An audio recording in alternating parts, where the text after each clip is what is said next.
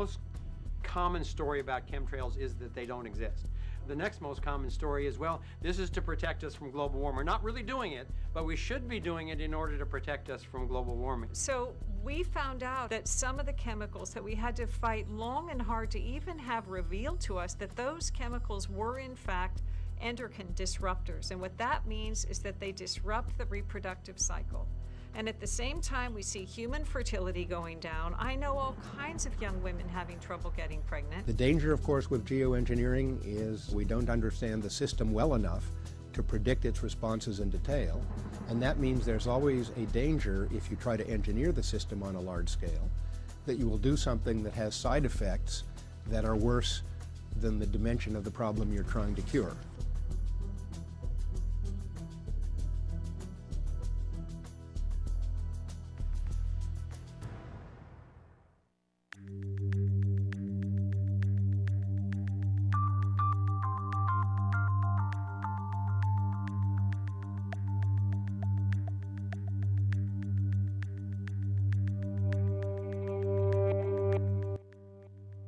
What's happening to our skies?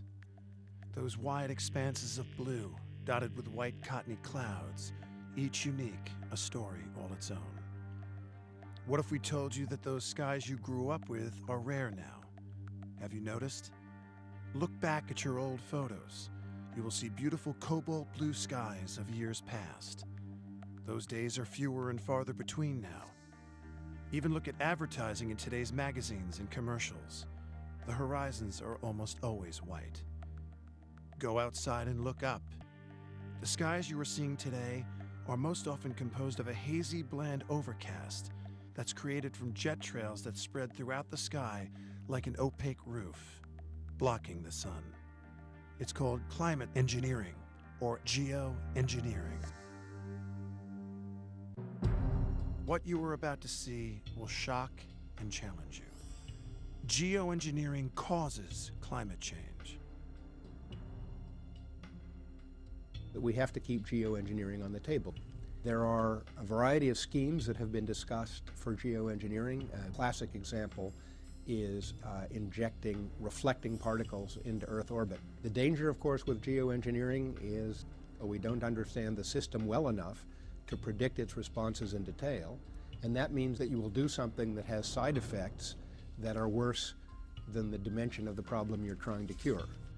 The news is filled with talk of climate change, yet no one wants to talk about government programs called geoengineering, SRM, solar radiation management, HARP, or weather modification, whereby planes spray toxic chemicals into our atmosphere for the stated purpose of actually creating climate change.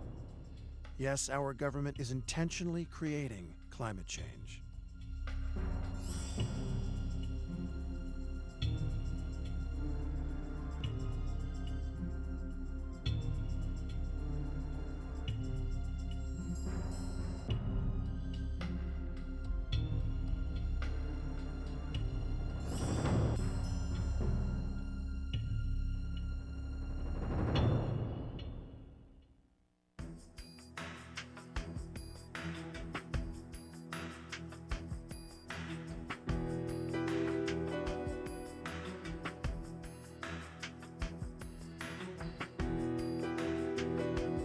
What I've decided to do is create a new form of media. It's an initiative-based documentary. Skyder is the one that's going to make a difference.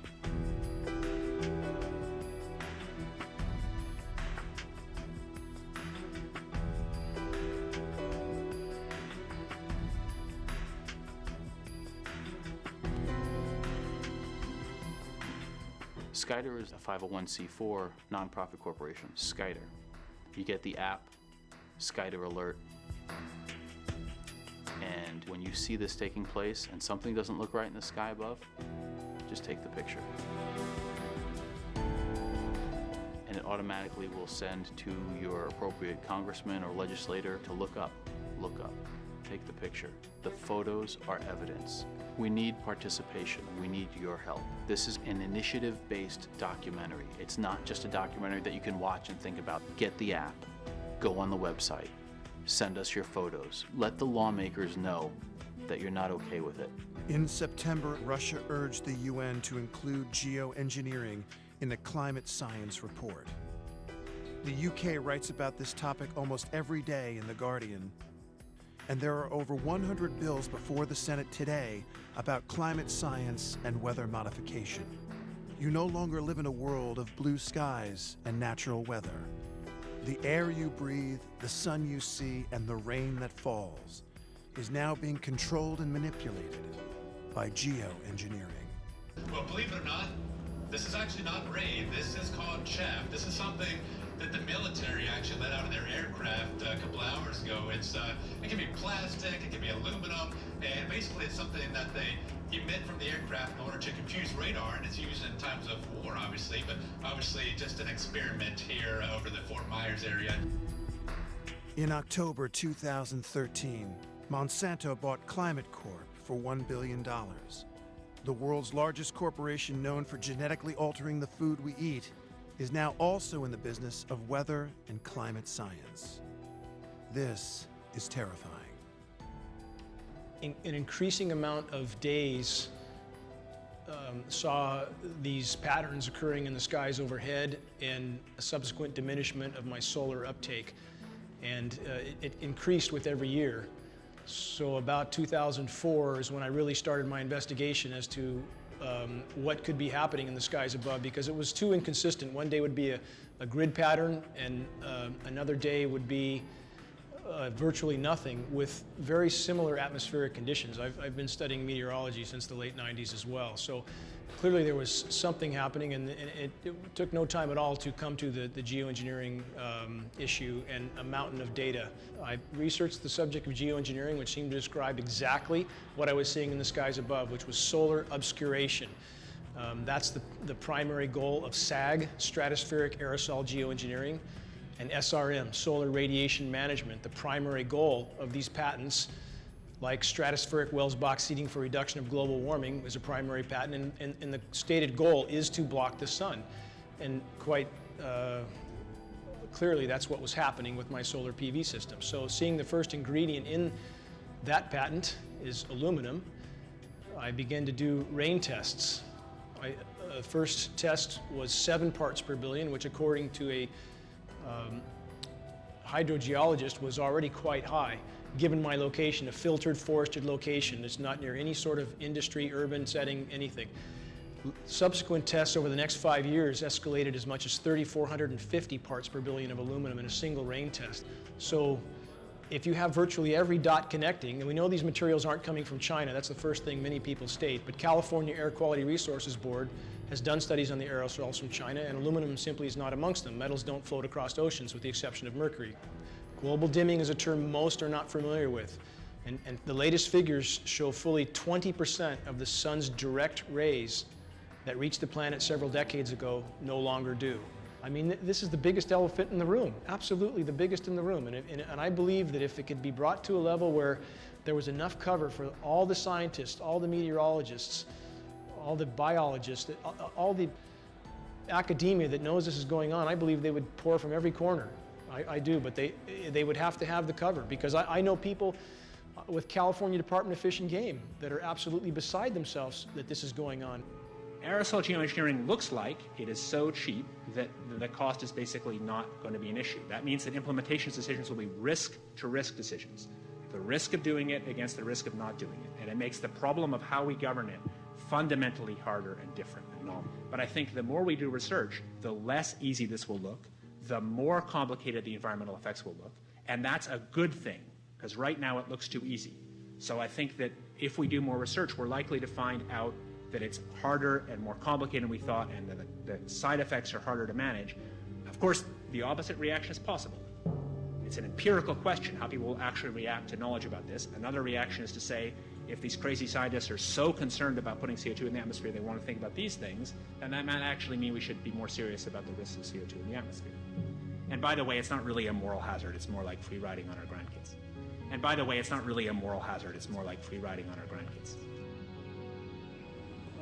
Numerous air quality studies, including from CARB, California Air Quality Resource Board, have named submicron-sized particulates as being particularly harmful for human respiration.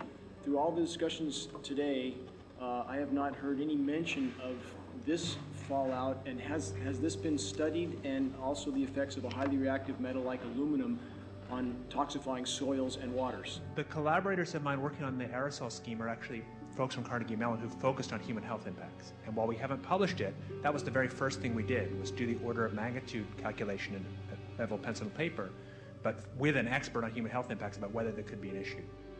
And for aluminum or other particles, there are a lot of toxicological things that need to get looked at seriously. Toxicological issues show up in a lot of different ways as far as risk factors. For example, if you want to stay away from food that is pesticide residue on it, you have a choice with regard to the type of food you can eat. So you can stay away from pesticide residue, you can stay away from GMO'd food, and buy food that's either organic or from local farmers. If you have concerns about the tap water, again, you have a choice about what you can do. You can either drink bottled water or you can filter your water. However, with regard to the aerosol schemes and the geoengineering that's going in the sky, we have no choice. We all breathe. We breathe every day. We take 16 breaths a minute. And as a result, what's being sprayed, we are inhaling, it's going through our bloodstream, and it's embedding itself in tissues. These type of particles can cause things like Alzheimer's, autism, and cancer. The ingredients of the patents held by government contractors are composed of solutions made of toxic metals, such as aluminum, barium, strontium, and manganese. High-altitude airplanes inject these solutions into the atmosphere, a process called aerosol spraying. This clandestine activity could be killing us and our planet. You can identify this easily. Just go outside and look up. You will see the trails that these jets spray often span from horizon to horizon. They sometimes appear in an unusual grid pattern or large X. Then if you really pay attention and watch them over a period of a few hours, you will see them spread out across the sky, turning a beautiful blue sky into a milky, hazy white.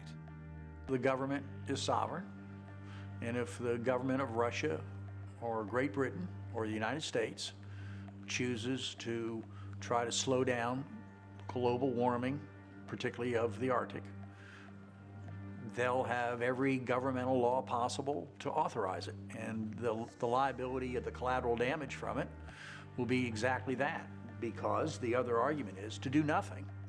Well, they've already said that the only way to quickly change climate, given the amount of CO2 in the atmosphere, is geoengineering by changing the cloud cover to be more reflective so that the radiation doesn't get into the atmosphere. That's what they've already said. So now the only question is when. Geoengineers now are moving very quickly to get legislation passed to spray the primary ingredients into our sky, knowing the damage that we have had not only to human health, we've seen aluminum-related illnesses go through the roof, but what free-form aluminum oxide does to our environment is devastating. And it literally destroys crops, it destroys forests, it destroys our Earth. We have an Earth that is being molested. Our ozone layer is being shredded from top to bottom. So U.S. Title 50 was government legislation that said you cannot do open-air testing on people. But when you actually read down through the legislation and through the law, it actually has areas in which you can conduct open-air testing. It's under War and Peace, and it talks about what they can do for military purposes. So basically what they were trying to do was say that you can't do open-air testing, you can't use the atmosphere for military purposes, which is all great and dandy.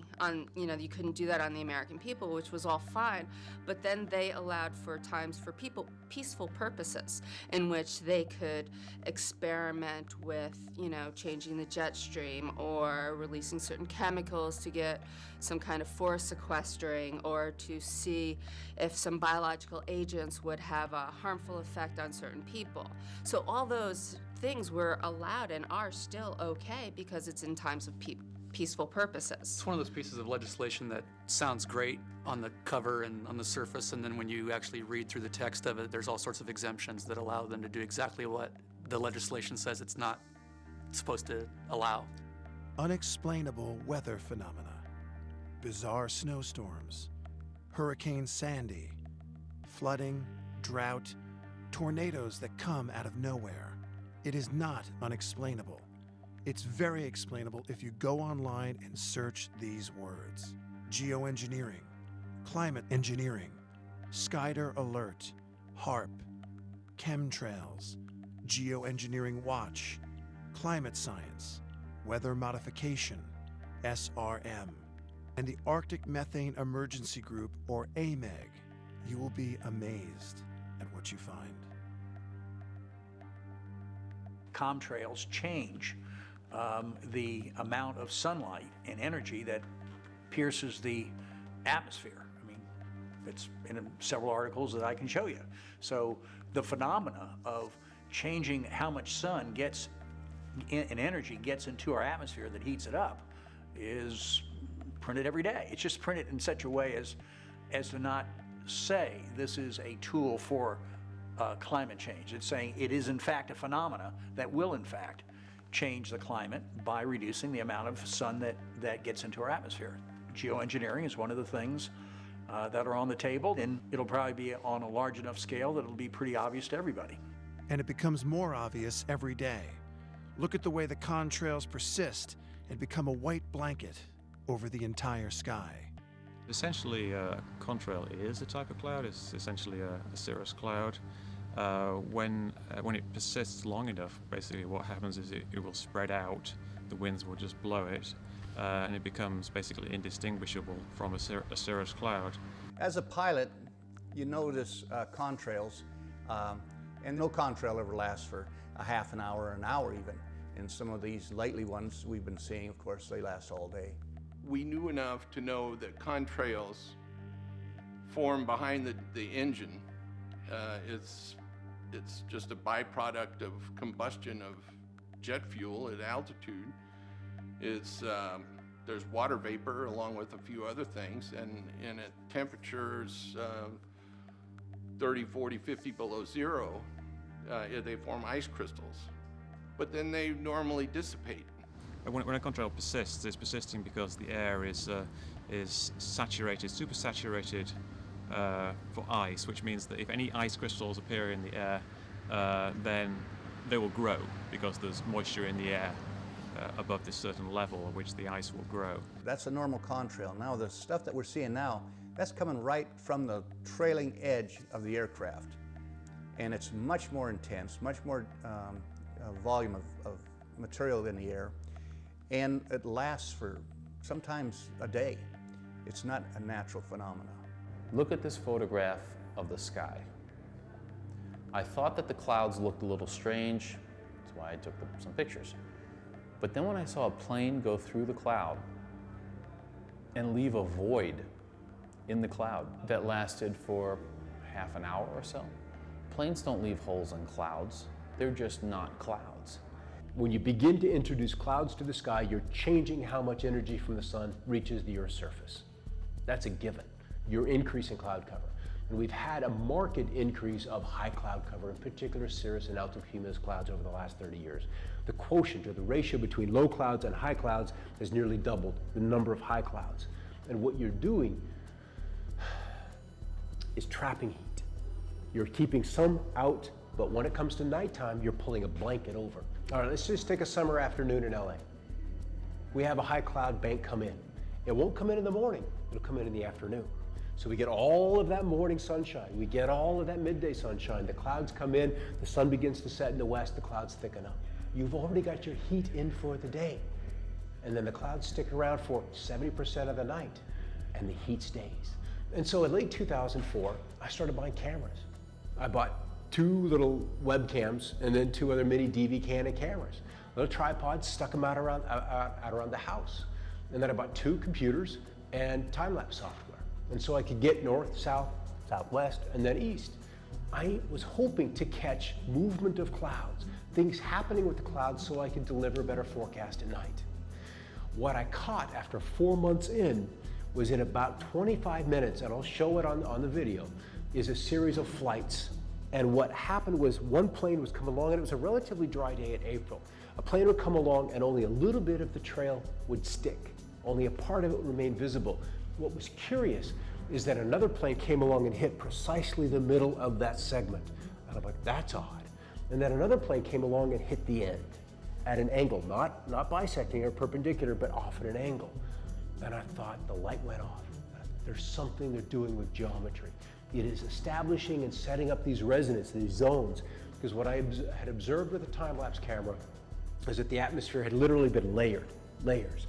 Each 2, 3, 4, 5, 8,000 feet is probably variable from day to day. And the clouds would come up and then literally be chopped off.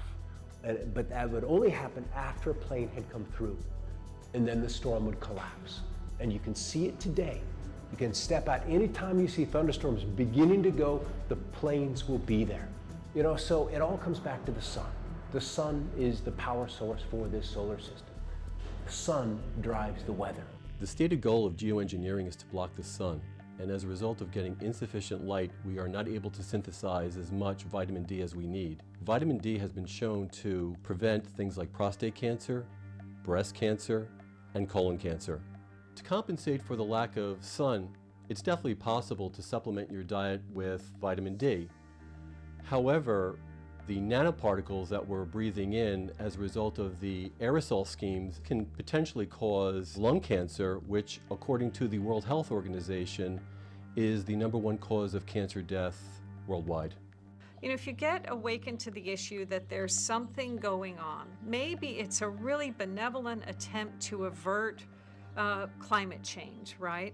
And even that, you could say, geez, it's kind of backfiring, right? It seems to be trapping the heat in rather than just reflecting the sun back. But let's say even if it was working, and let's say that's what the intent was, then still to be informed about what tools people are using to do that are having this kind of impact on the health and well-being of human beings and the planet, that's a legitimate request. I spent 6 years in the Air Force as an instructor pilot in Texas. I started looking into weather modification. I found that they were trying to modify the weather beyond normal cloud seeding. And it just seemed very different to me to see these trails in the sky that weren't disappearing. You can follow a normal contrail. If you see the origin of it going across the sky, the contrail will follow it and be disappearing at the same rate as the plane is moving through the sky. But these others, they don't disappear. They expand horizontally and vertically, and they just stay there. And I said, okay, this is what it is. This is geoengineering. In the fall of 1998, I was asked by my employer, Environment News Service, a worldwide wire service dealing with environmental issues, to have a look at a VHS videotape. When I viewed the tape, I started laughing, frankly. I thought, here's an hour and 10 minutes of shaky video footage of contrails. After 10 minutes, 15 minutes, 20 minutes, I stopped laughing because as a former pilot and ocean navigator, I was well familiar with normal contrails, and what I was seeing on this videotape was not acting like a normal condensation trail. The trails coming out behind multiple airplanes, instead of dissipating, were lingering, spreading across the sky until a blue sky day had turned into a milky, murky overcast.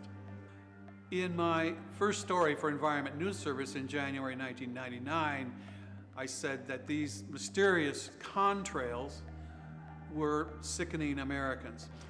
The illness patterns coincided precisely with so-called heavy spray days, particularly on weekends. People would see this gritting, unusual activity, aerial activity in the sky.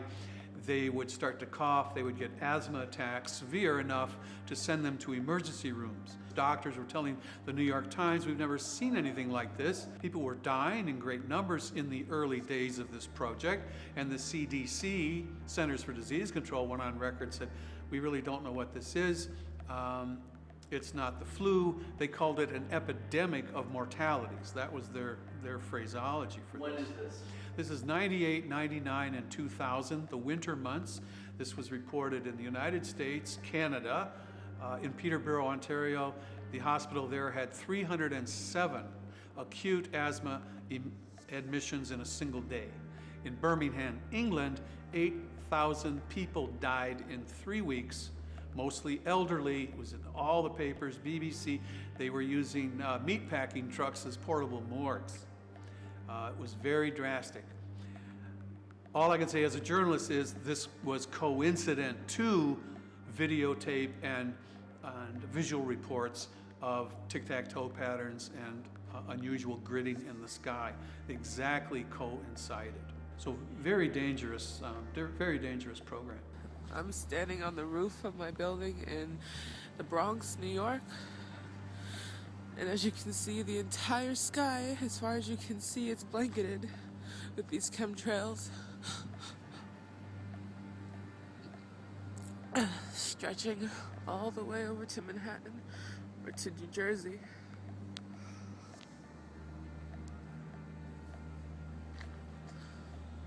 There's another one being made as we speak. Saturday, March 10th, 2012. It's around noontime.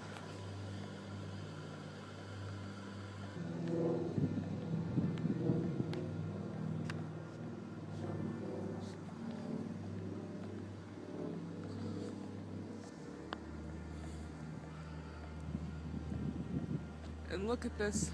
You can see this chemtrail here. It almost looks as if it's falling onto the ground.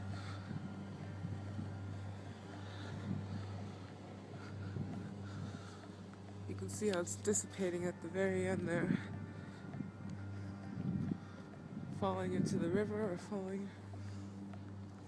In October of 2013, a heavy snow event occurred in South Dakota, even though temperatures were near 50 degrees and the surrounding regions were even warmer. The unexpected snow killed over 100,000 head of cattle, costing farmers millions of dollars in losses. So how were these immutable laws of nature violated? Experts believe it was due to artificial ice nucleation. Natural ice nucleation is the freezing of water droplets around particles in clouds at very low temperatures that result in snowfall. For snow to fall at far above freezing temperatures, there must be unnatural particles for water to use as a nucleus at high altitudes where the temperature is well below freezing. This method was discovered by Vincent Schaefer and now perfected by various geoengineering patents and methods. In regards to the Arctic and geoengineering, it appears that at this point the geoengineers are so desperate to maintain whatever ice is left in the Arctic that they are doing anything at any cost to the planet. We've seen massive high-pressure domes over the Pacific Northwest, which has literally fried us here with record temperatures for extremely long periods of time.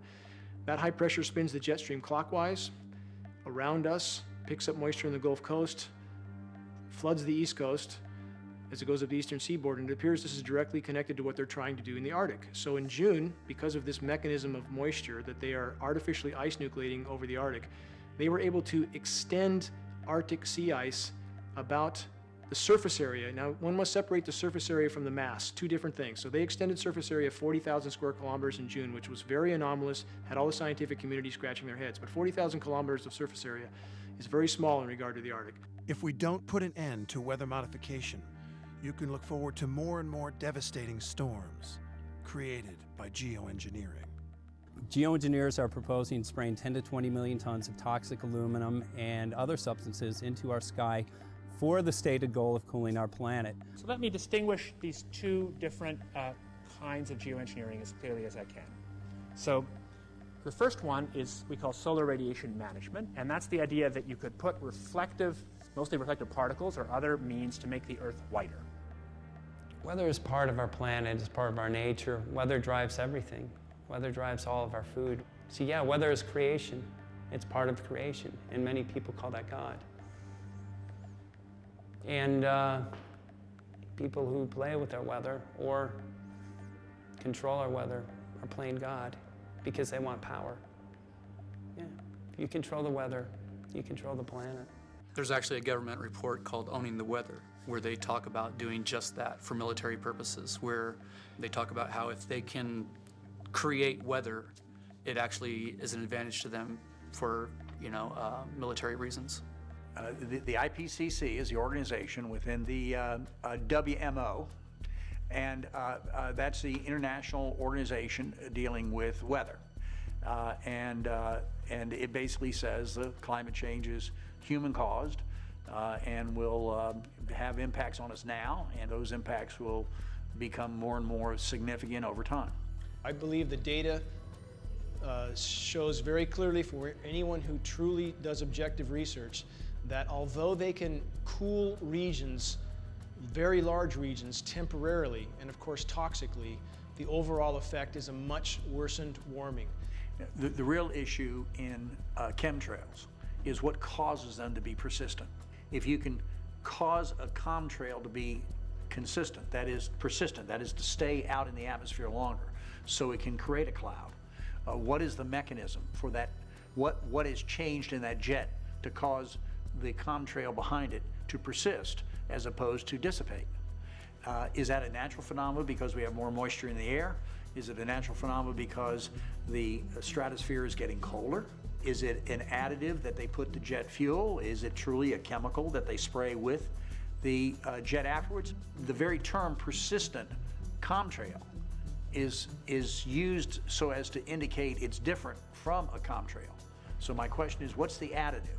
What got added to cause it to be persistent? Our kids now are being taught that in some science classes with certain science books. The science book Essential Interactions that's put out by Centerpoint Learning Incorporated. In their section called Global Warming, they have a photo of a jet, and the photo of the jet's titled Particle Air, and it has a caption that says, "Jet engines running on richer fuel can add particles to the atmosphere to create a sunscreen."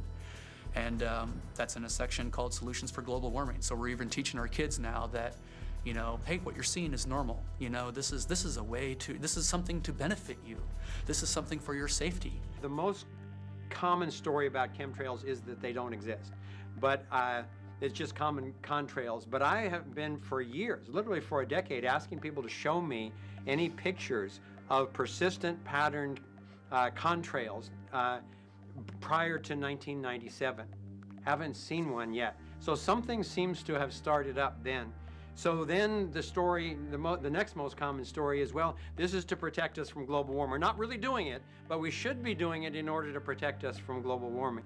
Questioning it does take courage these days. And so I just think that we need to step up to that, even though you'd think that that kind of questioning and concern on behalf of ourselves and our planet and our future generations would be welcomed. In fact, it's not, and you have to be a little bit uncomfortable to bring up the subject and engage new people.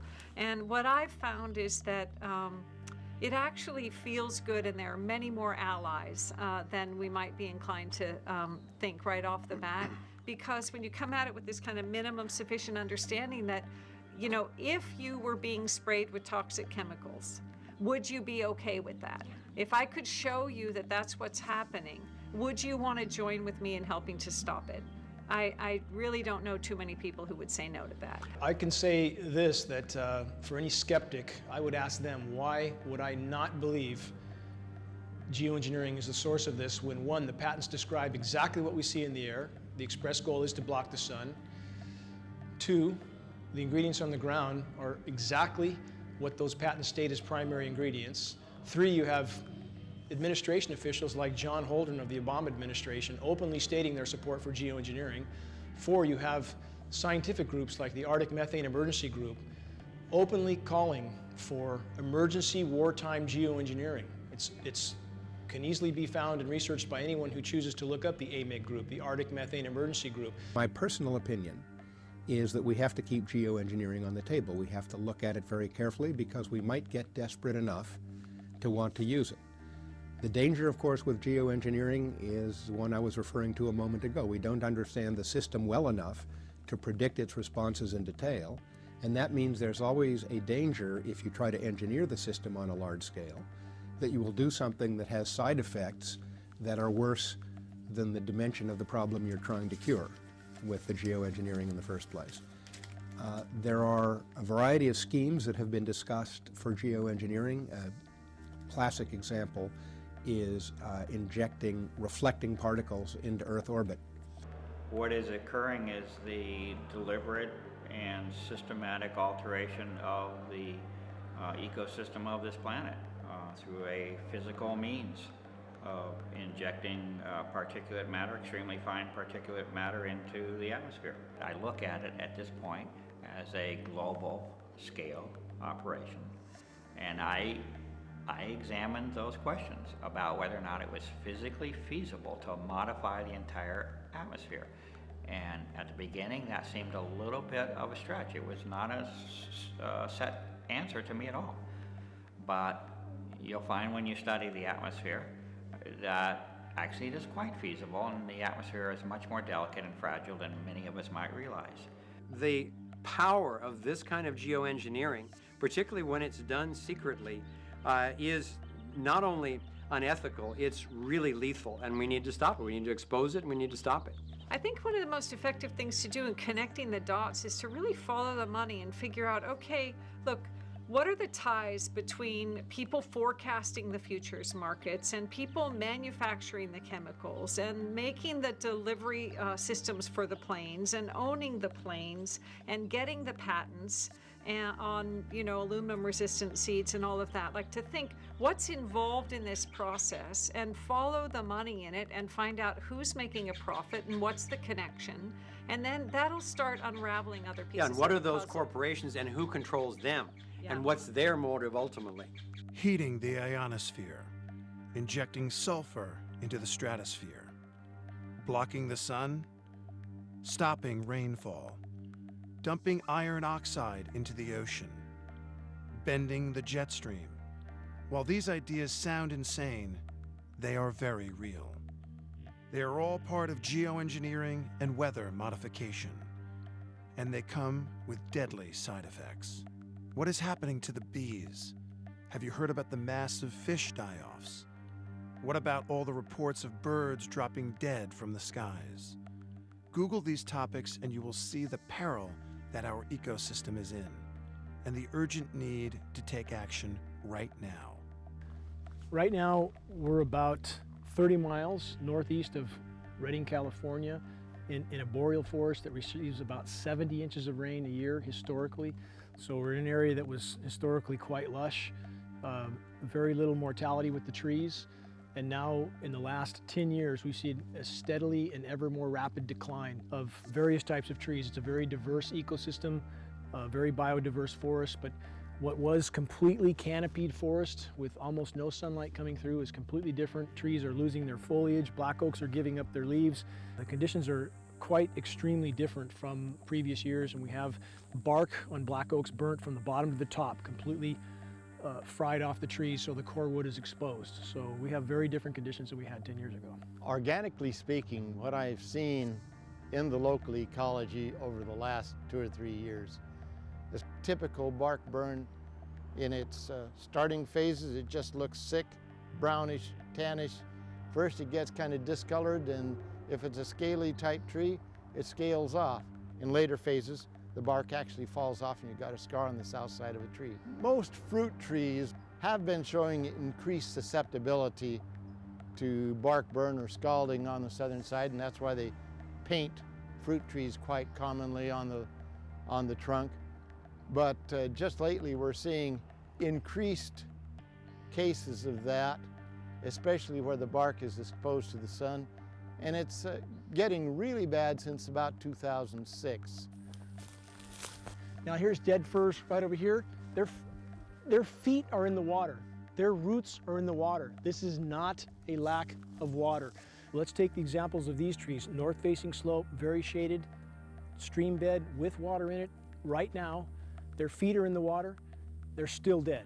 So obviously something else is going on here. I've had USDA scientists tell me off the record they know that what's killing the trees is not simply a lack of water, period. And many would say, or they try to say, that the aluminum should be in the rain, but anybody who studies that issue will realize, although aluminum is a very significant percentage of the Earth's crust, it is always bonded to other elements, usually bauxite. So aluminum does not exist in free form in the environment. It does not blow around in the rain unless it's been mined and refined and sprayed. Scientists warn about extremely high levels of dangerous UVB radiation bombarding Earth. Could this be the consequence of damage caused by this geoengineering? Could this be what's killing trees from top to bottom? A stated side effect of geoengineering is ozone depletion.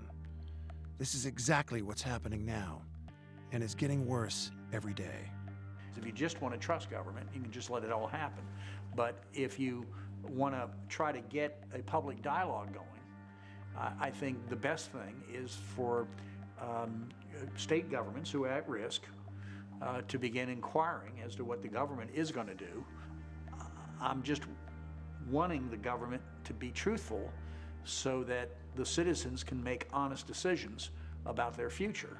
One of the things that was really impactful for me was knowing that the United States has been caught over 30 times doing toxic experimenting on human population. That's documented, it's factual. We had all of the information at Thrive. I do not believe that it's commercial aircraft spraying this. I believe it's military covert operations that are being involved in actually not following the airways in the sky as designed for regular commercial traffic.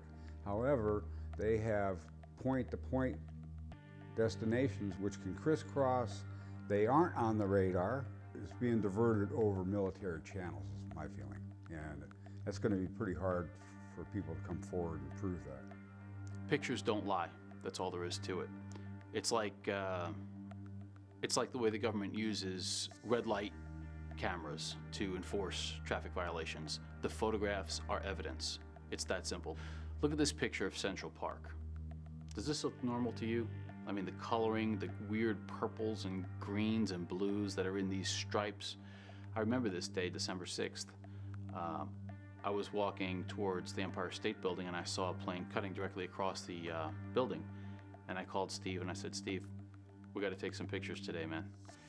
So we went out and we got these photographs, unsuspecting people just going about their daily lives. In the meantime, look up. What do you see? Does that look normal to you? I'm a director of photography by trade.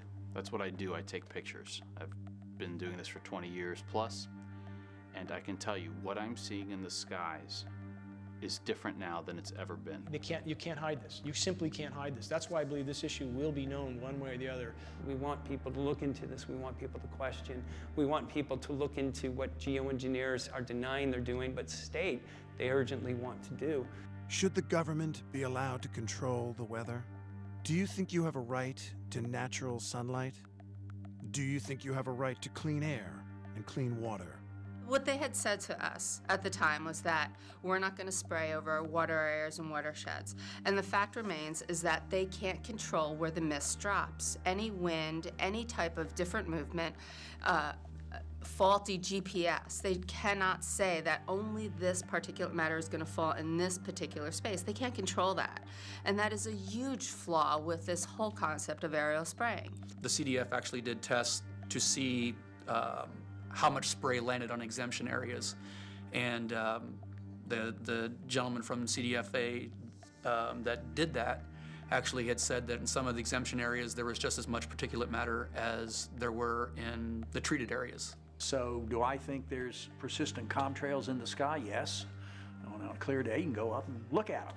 Anybody who wants to look at them can see them. They're not short streams of cloud-like things you can see. They're very long. They go from horizon to horizon. So there isn't a question of what they are, or are they in existence? They are. The literature talks about it, including the IPCC. So the word persistent contrail is in the scientific documents where they're observing phenomena. So I'm hopeful that as the discussion enlarges around geoengineering and the public is invited to enter the debate or enters it regardless, that chemtrails will be brought out of the closet, will be brought forward, and that the chemtrail community, the movement, can enter this discussion, and I would suggest, first of all, by dropping the word chemtrails. It's become a poisoned word, and we can use it as code among ourselves, for the media, for the public. We use the words of the scientists of the international debate. We call it stratospheric aerosols, which is what they are. We call it SRM, solar radiation management. We call it geoengineering. We call it climate engineering. All of those are accepted scientific terms. If we can do that, we can bring this whole chemtrails discussion into the broader discussion of geoengineering and finally have a public influence on a very dangerous program. The public must be made aware of this assault on our planet, on our environment, on our children. Since our government leaders deny that there is a crisis, we must bring this issue to light. We must shine a light on geoengineering. Our future depends on it. So now let's talk about what we're going to do. What can we do? What are the options? We need public oversight, we need public disclosure, so this technology, these actions and these massive budgets can be used for the people and not against them. The reason I'm in this battle, one that I never wanted in my worst nightmare, is because if I can't walk out my door and breathe without sucking in a lungful of toxic metals, and my children can't breathe without sucking this stuff in, I simply have no choice but to try as hard as I can to expose this issue. There's no doubt in my mind that the spraying will have a negative impact on human health. I see cancer rates spiraling. Right now, we see 1 in 2 people getting cancer in their lifetime. Already 1 in 8 women get breast cancer. I see those things continue to rise unless we do something about it. The only power we have to put an end to geoengineering is to raise our collective voice and shine a light on this issue before it's too late. What do you do is that there's power in numbers. We all have to work together to stop the geoengineering, and we have to do things to stop the spraying, because it affects every single person on the planet that breathes. And if we don't take care of the problem, we're going to have real health issues, and that's a whole other problem. Aerosol spraying involves a number of different mechanisms for releasing particles, types of aerosols, polymers into the atmosphere for a variety of purposes. Aerosol spraying can happen at different levels. It can happen at a high altitude level in restricted airspace. That's primarily for military purposes. It can happen at maybe a medium type of level, a medium type of elevation, maybe 5,000 to 10,000 feet for cloud seeding and snow enhancement. Aerosol spraying can also happen at a low level for pesticide and agricultural use. So there's a wide variety of applications that can use those techniques. I was having my coffee, reading the newspaper, and found out that later that day, the California Department of Food and Agriculture and the USDA were planning to hold a public meeting in Santa Cruz regarding the light brown apple moth and their plans to eradicate it, involving aerial spraying.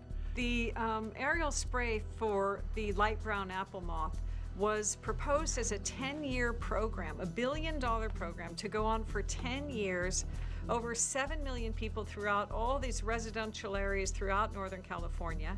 And it was based on the premise that a complete comprehensive mowing of the area was needed in order to contain this so-called pest. However, places like the Pebble Beach Golf Course and a few other high-end neighborhoods were excluded from the spray. So even the basic premise of blanketing the area, except for a few spots, it's like, that doesn't make any sense. These notions that some people would just take the authority to spray a toxic spray that we're not even informed about against our will for 10 years, and we're supposed to just take it. It's like, wait a minute, what is the thinking behind that? And I want to interrupt that thinking.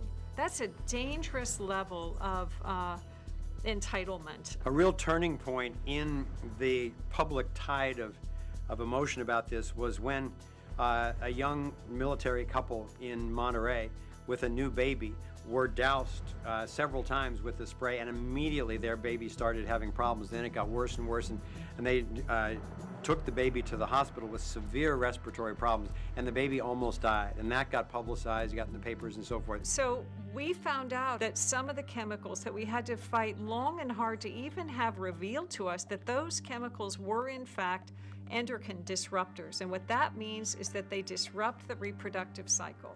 And at the same time, we see human fertility going down. I know all kinds of young women having trouble getting pregnant.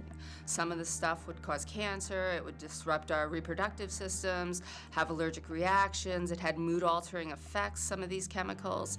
It was a nightmare. The notion that a corporation or a government would say, well, yes, some people are going to be harmed by this, but that's just a necessary part of kind of the fallout of something. It's like, well, wait a minute, let's question that. Why is it, and what if it happens to be your child that's the sacrificial kid? So people started standing up and saying, no, you cannot experiment on us without our permission, without everybody's permission. The subject of filing a lawsuit came up, and so we decided to file a lawsuit and get as many plaintiffs on board as people that felt willing to put their name on it. We had 11 plaintiffs, including 2 Santa Cruz City Council members and the mayor of Monterey, myself, and 7 other individuals. And we filed a lawsuit against CDFA and USDA in federal court in San Jose and represented ourselves. And to put a stop to the spray until environmental impact report was done. To cut to the chase, in 6 months, we ended up stopping the entire program, $1 billion from the President and Homeland Security, with probably under $50,000, but a lot of volunteer efforts and a lot of expertise. We stopped that program cold, and it has not continued to this day. So it's a template. We were being sprayed covertly, in terms of the ingredients, at 1,000 feet, over 7 million people. Now, that was the moss spray. With the chemtrails, they're spraying at 30,000 feet, and they're pretty much spraying the entire globe. After nuclear radiation, it's the second most dangerous thing, I think, going on the planet, in history. I really believe that when people are informed, they will be concerned. And when they're concerned, then we can organize and take the necessary action. And I'm completely confident that we can stop chemtrails. So what to do?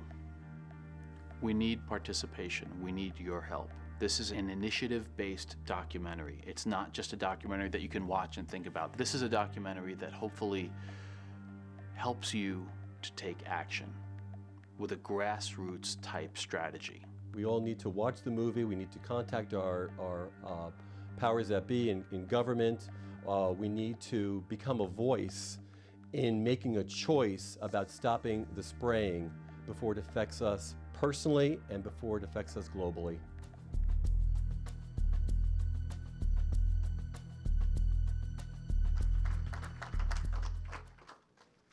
Thank you to all of you for being here.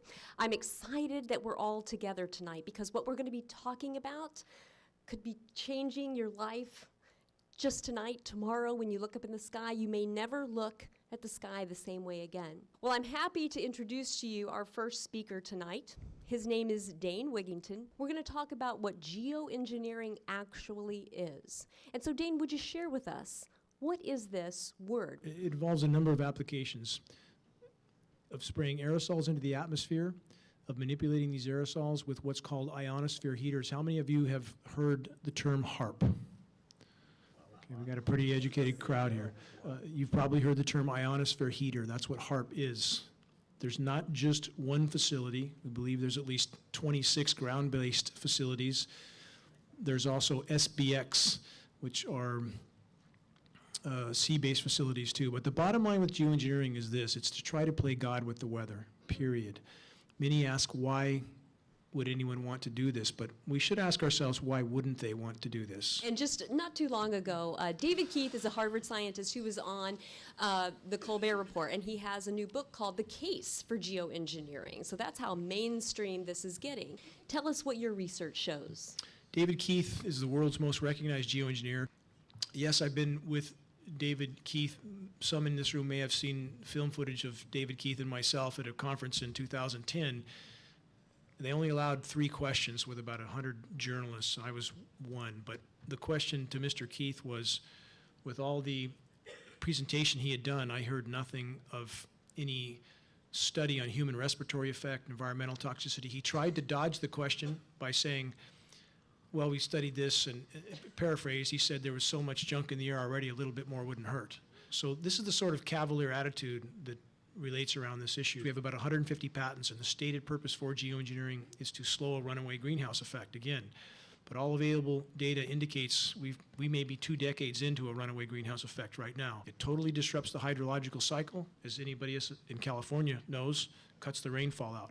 Yes, it's raining in places, but globally, overall rainfall precipitation is down, should be up. In a warming planet, it must go up. The laws of physics say it has to go up, but it's not. There should be 7% more moisture in the atmosphere for every degree of warming. Why do we have less rain? There's only one explanation, because the atmosphere is full of particulates. We've had a wonderful panelist sitting here silent, and I want to bring him into the mix.